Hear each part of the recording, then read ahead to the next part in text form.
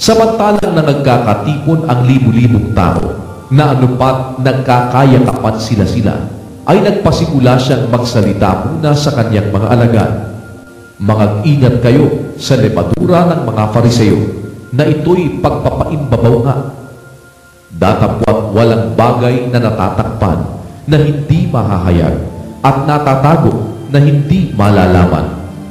Kaya nga, ang anumang sinabi ninyo sa kadiliman ay maririnig sa kaliwanagan, at ang sinalita ninyo sa bulong sa mga silid ay ipagsisigawan sa mga bubungan. At sinasabi ko sa inyo, mga kaibigan ko, huwag kayong makatakot sa mga pumapatay ng katawan, na pagkatapos niyan ay wala na silang magagawa. Datapwat ipinagpapauna ko sa inyo kung sino ang inyong katatakutan. Katakutan ninyo, yaong pagkatapos na pumatay, ay may kapangyarihang magbulid sa impyerno. Tunay, sinasabi ko sa inyo, siya ninyong katakutan. Hindi ba nga ipinagbibili ang 5 maya sa 2 beles, at isa man sa kanila ay hindi nalilimutan sa paningin ng Diyos?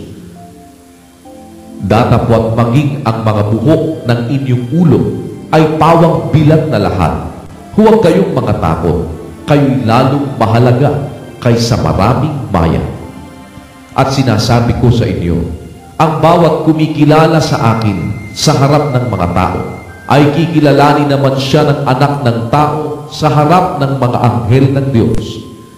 Datapwat ang magkaila sa akin sa harap ng mga tao, ay kakaila sa harap ng mga anghel ng Diyos.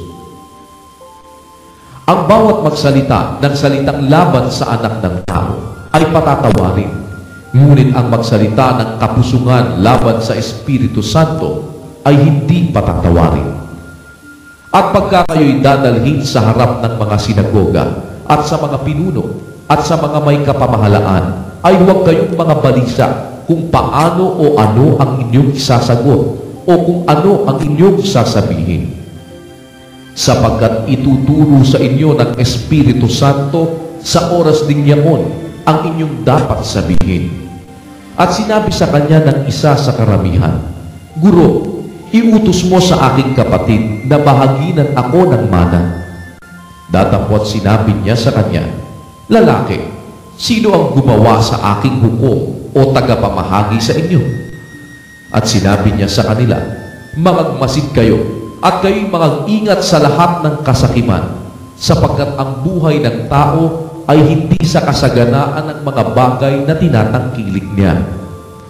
At nagsaysay siya sa kanila ng isang talinhaga na sinasabi, Ang lupa ng isang taong mayaman ay namumunga ng sagana. At iniisip niya sa sarili na sinasabi, Ano ang gagawin ko? Sapagkat wala akong mapaglalagyan ng aking mga inaning bunga.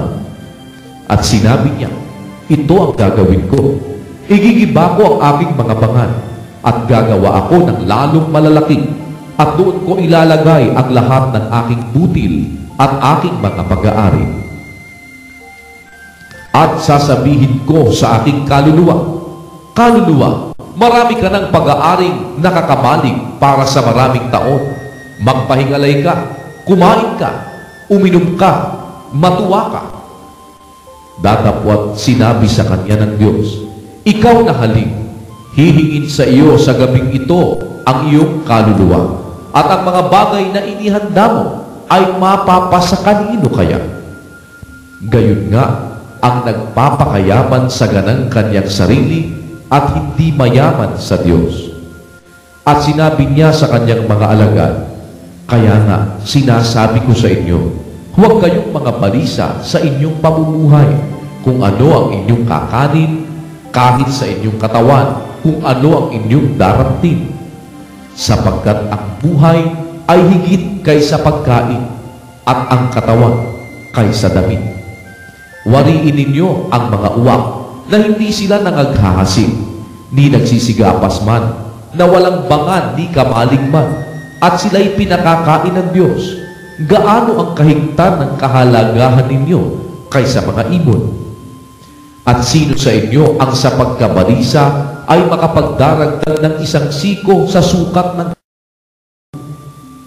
Kung hindi nga ninyo magawa kahit ang lalong maliit, bakit nangababalisa kayo tungkol sa mga ibang bagay? Wariin ninyo ang mga liryo, kung paano silang nagsisilaki, hindi nagpapagal o nagsusulid man. Gayon may sinasabi ko sa inyo, kahit si Salomon man sa buong kaluwalhatian niya ay hindi nakapaggayak na gaya ng isa sa mga ito. Ngunit kung pinararamta ng Diyos ng ganito ang damo sa parang na ngayon ay buhay at sa kinabukasan ay iginagatong sa kalan, gaano pa kaya kayo na di niya pararamtan? O kayong mga kakaunti ang pananampalataya? At huwag ninyong pagsikapan kung ano ang inyong kakanin at kung ano ang inyong iinumin, o huwag man kayo'y mapag-alinglangang pag-iisip. Sapagkat ang lahat ng mga bagay na ito ay siyang pinaghahanap ng mga bansa sa sanlibutan. Datapwat talastas ng inyong Ama na inyong kinakailangan ang mga bagay na ito. Gayon may hanapin ninyo ang kanyang kaharian at idaragdag sa inyo ang mga bagay na ito. Huwag kayong mga takot, munting kawan, sapagkat nakalulugod na mainam sa inyong Ama ang sa inyo'y ibigay ang kaharian.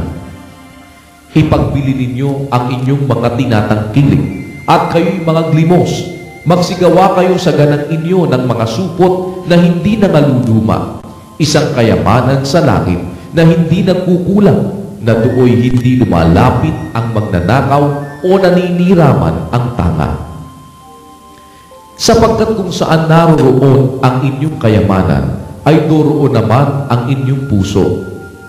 Bigkisan ninyo ang inyong mga baywang at paningasan ang inyong mga ilawan. At magsitulad kayo sa mga taong nangaghihintay sa kanilang Panginoon kung siya'y bumalik na galing sa kasalan, upang kung siya'y dumating at tumuktok, pagdakay mabuksan nila siya. Mapapalad yung mga alipin na kung dumating ang Panginoon ay marat ng nangagpupuyat. Katotohanan sinasabi ko sa inyo na siya'y magbibigkis sa sarili at sila'y pauupuin sa dulang at lalapit at sila'y paglilingkuran niya. At kung siya'y dumating sa ikalawang pagpupuyat o sa ikatlo at masumpungan sila sa gayon, ay mapapalad ang mga aliping yaon. Datapwat talastasin ninyo ito na kung nalalaman lamang ng puno ng sambahayan kung anong oras darating ang magnanakaw, siya'y magpupuyat at hindi pababayaang sirain ang kaniyang bahay. Kayo rin naman ay magsihanda, sapagkat sa oras na hindi ninyo iniisip, ang anak ng tao ay darating. At sinabi ni Pedro, Panginoon, sinasabi mo baga ang talinghagang ito sa amin o sa lahat naman? At sinabi ng Panginoon, sino nga baga ang katiwalang tapat at matalino na pagkakatiwalaan ng kanyang Panginoon ng kanyang sambahayan upang sila'y bigyan ng kanilang bahagi na pagkain sa kapanahunan? Mapalad ang aliping yaon nang dumating ang kanyang Panginoon ay marat ng gayon ang ginagawa niya.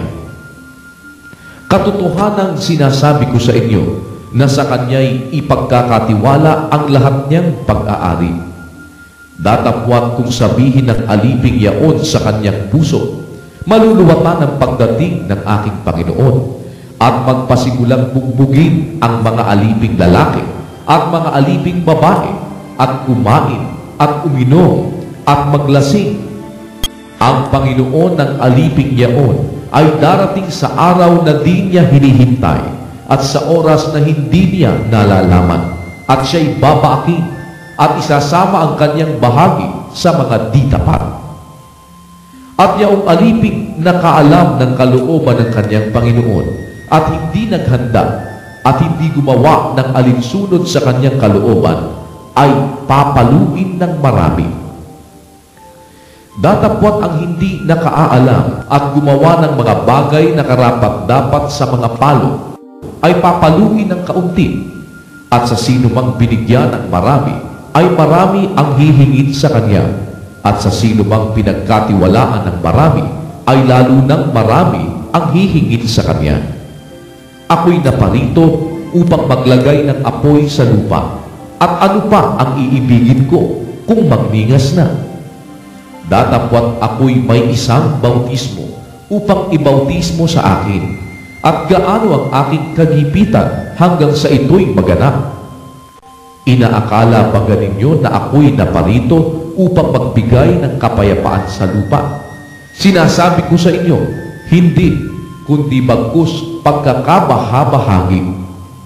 Sapagkat mula ngayon ay magkakabahabahagi ang 5 sa isang bahay, 3 laban sa 2, at 2 laban sa 3. Sila'y magkakabahabahagi, ang ama'y laban sa anak na lalaki, at ang anak na lalaki ay laban sa ama, ang ina'y laban sa anak na babae, at ang anak na babae ay laban sa kanyang ina.